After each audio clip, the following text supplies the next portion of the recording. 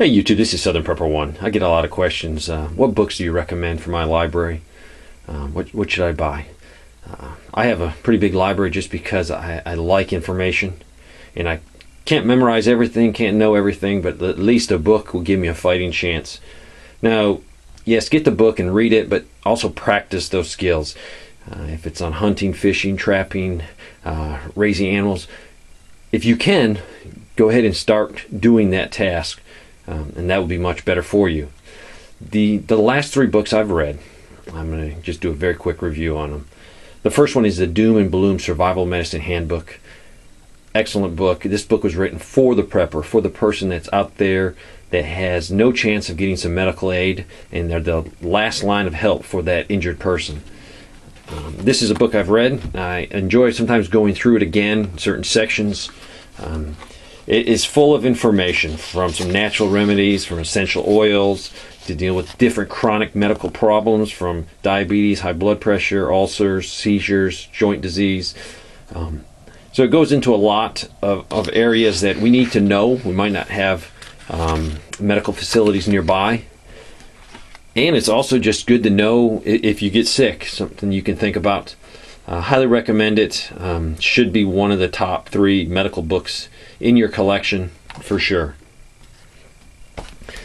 The next 2 books are fiction.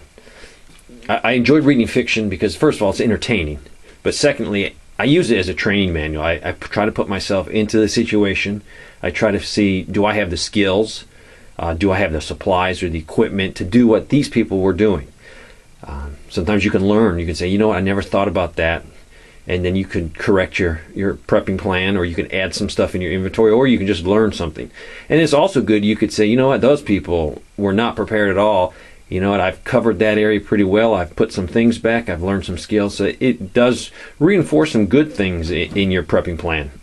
The first book I'm going to show is BrushFire Plague. Like I said, I put myself into the book to learn, just sort of like I do the scenario videos. The scenario videos, hopefully it's a little bit entertaining, if you can put up with my bad acting.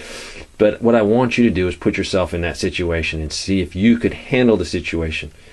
The first one is BrushFire Plague. I thoroughly enjoyed it. It was an easy read. Now, when I look at a book, I don't look at it as a grammar teacher. I look at it as a prepper and trying to get some entertainment, because I'm definitely not an English teacher.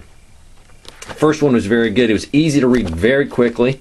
It wasn't that long, and I thoroughly enjoyed it. It showed a group of people, a few of them preppers, and then working with their community, working with their neighborhood to protect more than just themselves. Thoroughly enjoyed it. Highly recommend it. The next fictional book is called Grid Down Reality Bites by Bruce Buckshot Hemming and Sara Freeman. I've started this book. It was hard to finish the book just because it's a great book. At the time, I was very busy. So what I'm going to do is start over and from the beginning. The only negative thing I can say about this book is it is huge and long. I wish you'd have made 2 or 3 books out of this.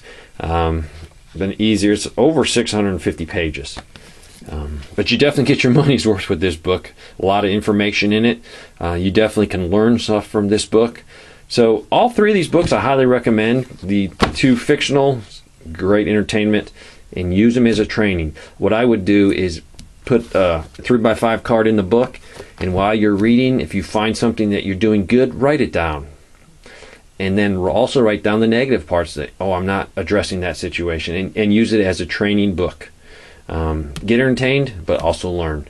So these are the last 3 books I've read. I have a couple other ones that are on the shelf. If I get some time, I want to read them. Books are important. Yes, Kindles are awesome. But worst case, if your Kindle breaks and you're relying on all that information, it's going to be hard to get it out of a broken Kindle. Hopefully you'll have some on books. The problems with books are they can get destroyed also. So the best thing is read them, learn them, and apply them in our lives. Thanks for watching.